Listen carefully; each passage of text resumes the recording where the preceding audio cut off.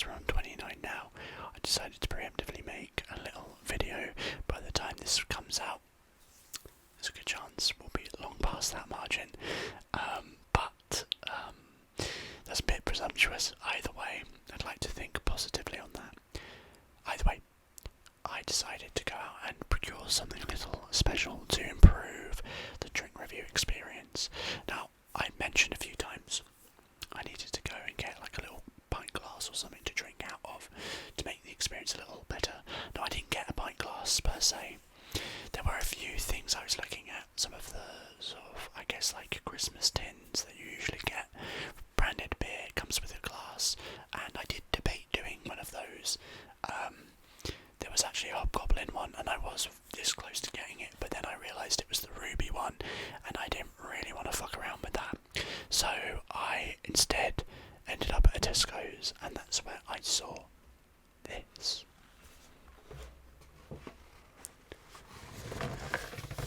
A craft beer trio, 3 small cans of different drinks and a glass, which, I'll be honest with you, I've washed already and put it back in here for the aesthetic. But we've got 3 drinks in here. We're not going to have them today, or at least not all of them. I'm going to try one of them today. But we've got the Thornbridge Brewery, the Siren Craft Brew even, and finally the Magic Rock Brewing. And we're going to try them eventually, but we're going to start today with the Lukas Lager from Thornbridge Brewery. That's what I'm going to have. So I'm going to open this up, show you the glass that we got, just a very standard little ale glass, and then we'll show off a couple of the beers, and then we'll open one up. The glass. We've got the drinks out, we're going to go through some of them. So I'll just show you the glass, the cans even. So this is the first one by, I can't remember which one it was now, Dark Magic Brewery. It's called Sorcery Session India Pale Ale. Just a small little can. I had debated doing this all at once, but I've got work tomorrow and I really want to drink, so I'm going to be having one of these. Maybe in the future I'll do another like little craft. I'll get an actual thing and we'll have all of them and try a bit of each. We've got the second, which is Siren Yulu by Siren Brewery, and this one's a really nice can because the label is very rough. It's actually starting to peel in places, which isn't amazing, but it's got an interesting, unique texture, and I kind of like the image on the can. I love craft beer cans, they always look so fancy. And finally we've got Lukas Lager by Thornton Brewery, or Thornbridge even Brewery, which is the one we're going to be trying today because it's a lager and I want a lager today. Before we get into it, I'm going to just read out the lager. Hell's is a traditional Bavarian style of beer originating in Munich. Lukas is straw blonde, full-bodied, yet sparklingly light. This Hell's exudes a subtle, freshly baked bread maltiness, balanced with an elegant, noble hop aroma. The finish is clean, crisp, and satisfying. So there we go, something fun and interesting, eh? So we're going to get that out of the way. It might be a bit loud. And here's our glass, close up, just a small little glass, but nice to get some drinks in. So I have just washed this before putting it back in. Nice. That smells nice. So, on to the best bit.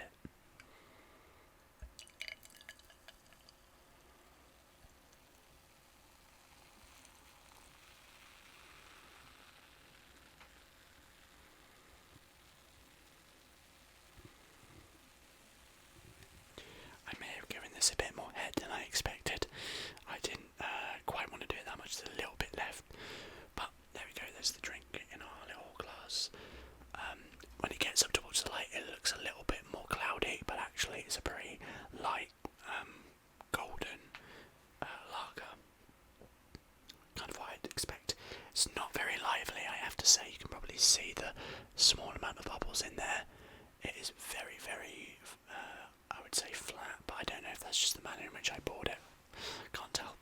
Either way, definitely getting the sort of like aromatic hop there. Very much so.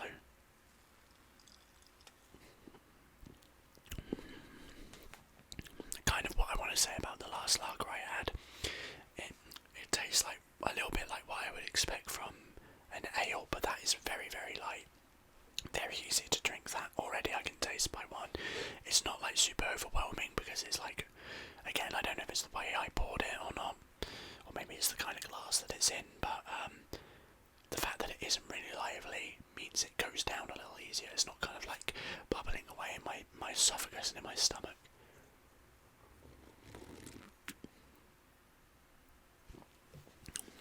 That's just nice. That's just a really nice lager. I could drink that regularly.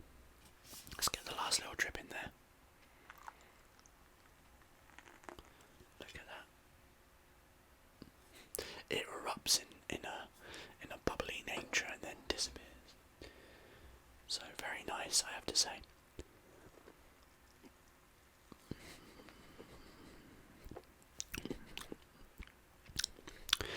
Yeah, very, very obvious sort of hoppy aroma, and like that hits with the taste as well. What else is on there? I want to see if I can pick up on some of this, because I'm not very familiar with this sort of terminology. Yeah, I would definitely agree. I mean, I guess, is that what this is considered, a straw blonde? Maybe that's what it is. It's a very light gold. I would absolutely agree that it is light. Is it sparklingly light? I don't know about sparkling, but I don't really know how it's trying to define that term. It has got a subtle maltiness. I actually do agree with that. And that's what I kind of mean, like I've said before, where it's like really like almost bitter, because I find like when you get like malty stuff, I mean maybe this is me incorrectly gauging flavour profiles, but I feel like maltiness can also be kind of considered like a bitter taste, and it is very, very subtle in there, whereas the last lager I had, I remember saying, it reminds me of an ale in that it's got quite a strong bitterness to it, and I don't like lagers that are bitter. There is an element in here, but it is super, super subtle. Like you can barely taste the maltiness or like how bitter it is. Yeah, I agree with that. It's definitely clean, crisp.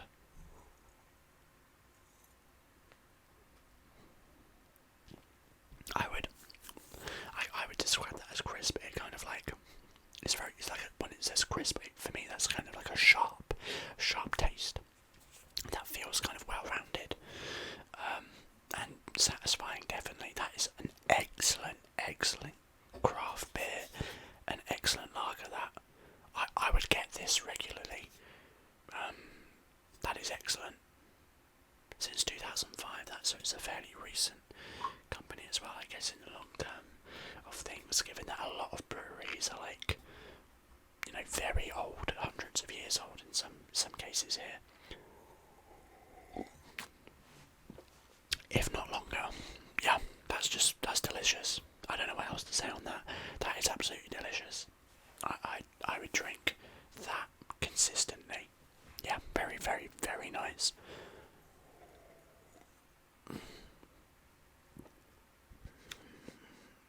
Delicious. Nice. Trying to see if there's anything else I can describe about it. This is actually the strongest of the three. This is 4.2%, so it's pretty strong actually. One of the stronger ones I think I've had.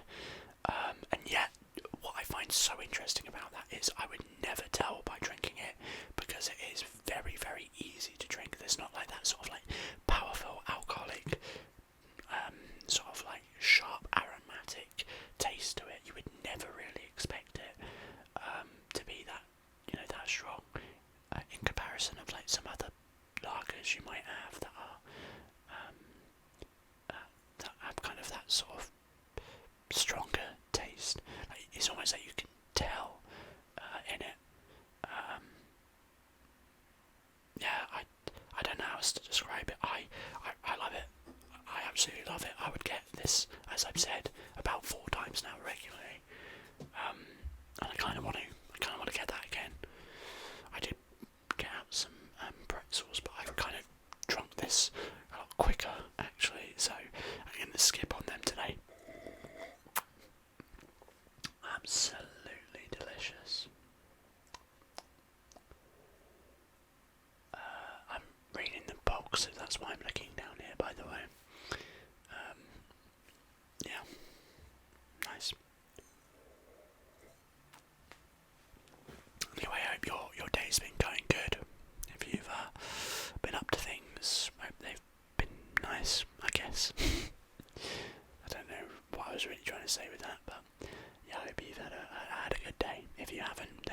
sorry to hear that. But keep on that grind, keep on working. And that doesn't necessarily mean like grinding work. I think work grind is an unhealthy culture.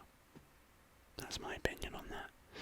But just sort of the grind of life. Just, I don't know. Maybe framing it as a grind isn't an accurate or healthy way of visualizing it. More of like I don't know. Sometimes you're on a busy road, but otherwise you might be on a nice, comfortable country road or a side street that isn't clogged up. What an awful analogy. But I guess what I'm trying to say is, if you've hit one of the hard bits of life, keep on driving forward, because eventually you'll find your junction, you'll head off, and it'll be better from there on. Even if it doesn't feel that way right now, I'm not trying to say that I have the worst life in the world. Absolutely not. There are people that have it far worse than me, but depression and trauma are not Olympics. One is not objectively worse than the other in the sense that you are not justified in feeling a certain way. So yes, there are like objectively more traumatic things that happen in the world, maybe, than you're feeling, but that absolutely does not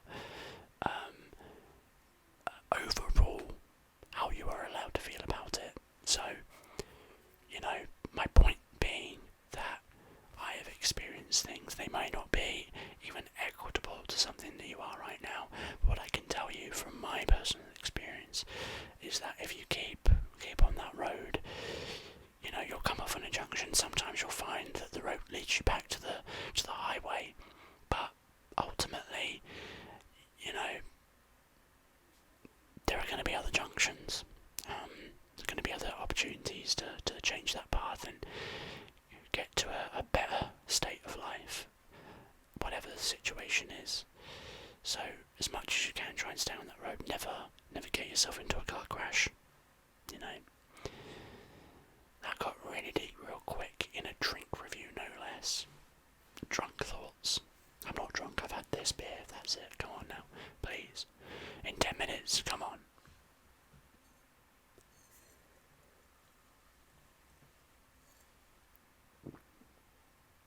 Look at that, that's how easy that goes down. That is the easiest one I've drunk. That and the Pheasantry Brewery, that one was, the Pilsner specifically, that was a stunning drink. So I'm a big fan of that. Alright, so we've come to the end of that drink. So I think we will call it a wrap here. Kind of feels like a shorter video, but actually it's about the normal length. So thank you very much for tuning in. I appreciate everyone who watches these. I know they're not the most popular videos, but I enjoy making them. I enjoy trying new beers and having you along with me on the ride. So thank you very much for those of you that do watch, and I will see you in the next video, whatever that might be, wherever it is you're watching in the space-time continuum. I will see you